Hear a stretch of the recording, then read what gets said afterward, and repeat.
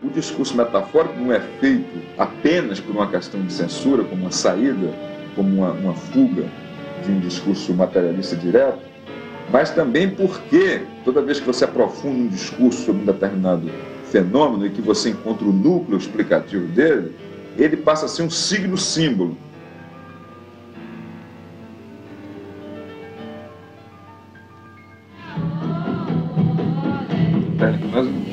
É ambientado no México, na América Latina, a história do Jango, do Arraes e do Lacerda, a história do janguismo no Brasil, contada no país da América Latina, mostrando o óbvio que era a colonização, a luta de classe, o racismo, o subdesenvolvimento, o marginalismo, desmistificando o povo, desidealizando o proletariado, que tinha sido justamente romantizado pelo romantismo socialista, e pelos europeus, porque, evidentemente, o nível de operariado europeu é superior ao do latino-americano. Você é mais culto, sabe ler, sabe escrever.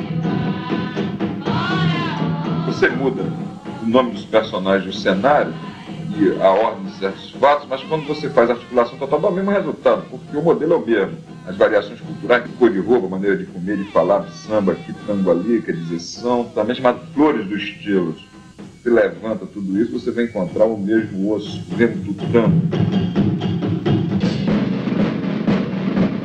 O Paulo Emílio, em 1970, me designou ir procurar Glauber Rocha em Roma, que ele estava exilado.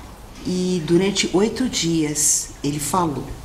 Ele falou para mim e falou para Paulo Emílio, através dessas gravações, né, sobre a visão dele da história, a visão dele da filosofia e a visão dele do mundo naquele tempo, naquela passagem, vamos dizer, dos 60 para os 70. E o Glauber, naquele momento, e o cinema brasileiro daquele momento, que era o cinema novo, né, e que, vamos dizer assim, é objeto desse livro, O Mito da Civilização Atlântica. Esse cinema estava preocupado justamente em usar a moderna linguagem audiovisual para analisar e interpretar a sociedade e a história. Então, naquela época, o cinema acabava fazendo o papel das ciências sociais.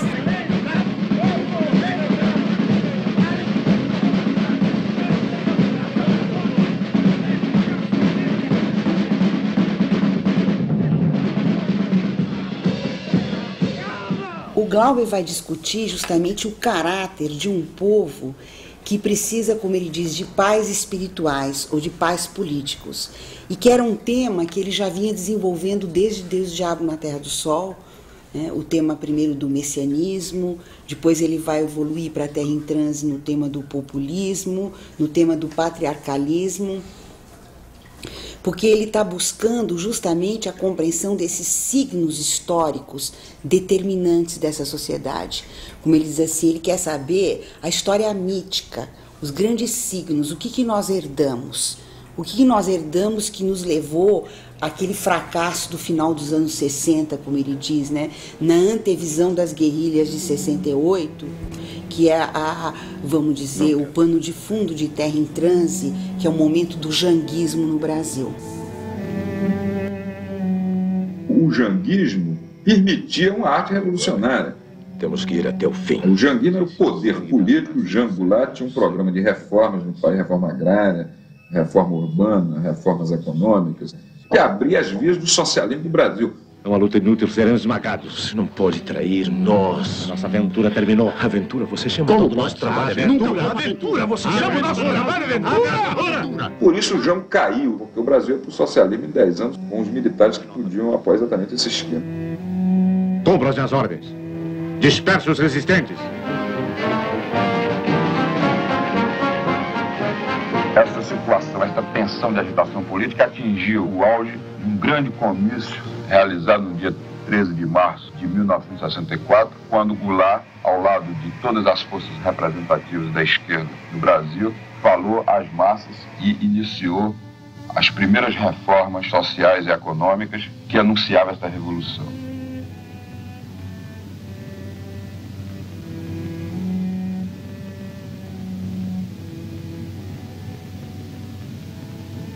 A contradição das forças que regem a nossa vida nos lançou nesse impasse político tão comum àqueles que participam ativamente das grandes decisões. Para que esse documento? Para quê? Interessado Então, no desenvolvimento. O imperialismo americano, aliado à burguesia brasileira e aos setores mais conservadores do Exército, deram um golpe de Estado e tomaram o Na poder. frente das grandes decisões nacionais. Os discursos, os princípios, Passamos o nosso governo ao promessas. Supremo Poder Federal, certos de que resistir será talvez provocar uma guerra fratricida entre inocentes. Quem são os inocentes? O golpe de Estado era previsto no Brasil, mas Goulart não temia o golpe de Estado porque acreditava que havia uma organização de massa muito forte, capaz de resistir ao golpe de Estado. E o que se passou é que, na realidade, aquela organização de massa era superficial. No momento do golpe em que se falou em armar o povo, o Goulart hesitou em armar o povo. Quando alguns pequenos setores do exército de esquerda tentou armar o povo, não havia armas e o povo já estava disperso. Se tentou chamar as massas a uma greve geral e se notou que as organizações de base do Partido Comunista eram completamente ineficazes em relação ao povo. Terra em Transe é uma resposta ao golpe, como outros filmes do cinema novo naquele momento. Enquanto tal, ele tem dois movimentos. Ele tem uma revisão do que foi o ideário, né, da direita golpista e de que forma, né, traduzir isso num drama, como inventar personagens, como fazer determinadas máscaras serem capazes de condensar uma postura política. Né? E de outro lado, tem uma revisão crítica da esquerda. Principalmente, né, tem uma dissecação do que a gente pode chamar do teatro do populismo. A gente tem que gritar. Gritar com o quê? Com o que sobrar da gente, com os ossos, com tudo. Cala a boca, você e sua gente não sabe de nada. Doutor Paulo, o senhor é meu amigo, o senhor me prometia. Eu nunca lhe prometi nada. Eu não sou mentiroso. Então, aquela linguagem alternativa é a linguagem da consciência, entendeu? Política do cineasta brasileiro no momento, e que era a linguagem política da consciência mais avançada do terceiro mundo, que estava plenamente de acordo, coordenado com o que ocorria em Cuba e na Argélia. E depois no Brasil, na realidade, que era o ponto mais culminante dele. O Terra em Transe coloca questões mais complexas. É uma metáfora, mas colocada a um nível mais geral das representações políticas e sociais e de classe de um país. E nem todos os países na América Latina têm aquela complexidade e aquela sofisticação que está ali retratada no Terra em Transe. Aquilo é uma coisa muito, talvez, brasileira e que você não encontra fácil repetição, reprodução na maioria dos países eminentemente agrários da América Latina.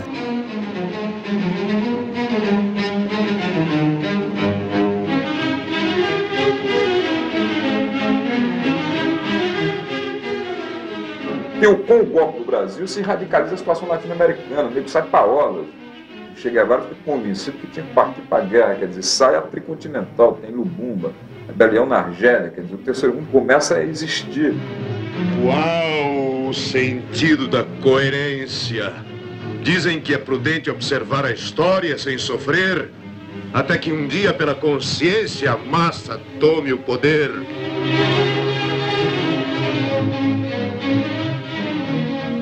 Ando pelas ruas e vejo o povo magro, apático, abatido.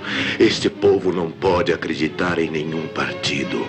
Este povo alquebrado, cujo sangue sem vigor, este povo precisa da morte mais do que se possa supor. O sangue que estimula no irmão a dor, o sentimento do nada que gera o amor. A morte como fé, não como temor. O que Terra em Transe traz é uma demonstração ao vivo, não é, da força desse universo de imagens, né, e de como, para pensar política, é preciso pensar também o campo simbólico. E não achar que você vai limpar a realidade desse universo todo e vai produzir uma explicação, não é, cristalina de qual é o processo que está sendo vivido. mi estilo de filmar está profundamente ligado à cultura popular brasileira. Lo que é considerado símbolos e alegorias não são abstrações, pero são expressões diretas de elementos da cultura popular, um cine hecho sobre o povo e com a colaboração cultural do povo, que expressa os mitos mais profundos do povo americano, heredados da cultura negra, da cultura índia, da moral do povo, que não é a moral burguesa, da psicologia do povo, que não é a psicologia burguesa, da imaginação visual, da arquitetura, dos trajes. Assim não é possível a impotência da fé, a ingenuidade da fé. Então, que esses filmes se propunham a ser justamente espetáculos épicos, porque tratavam da história. Tratava da história do ponto de vista materialista. É épico no conceito brechetiano, quer dizer, no sentido em que reduz os atos humanos a uma significação histórica e que coloca os interesses da coletividade acima dos interesses do indivíduo, no sentido de combater aí justamente a usura personalista que gera o patriarcalismo dominante.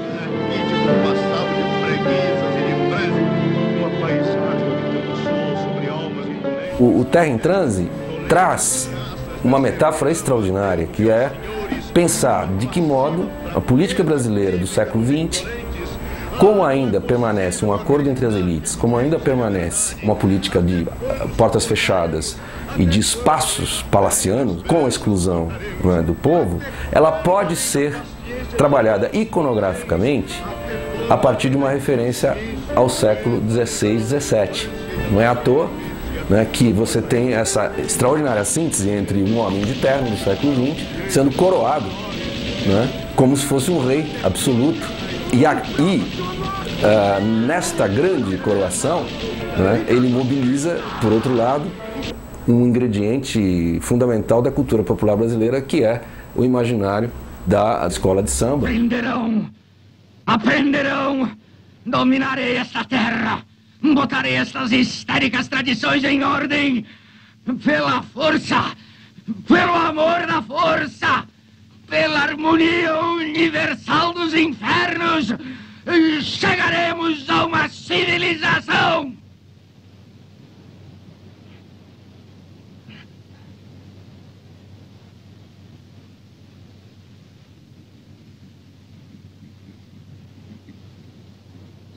O que prova sua morte? O quê? O triunfo da beleza e da justiça.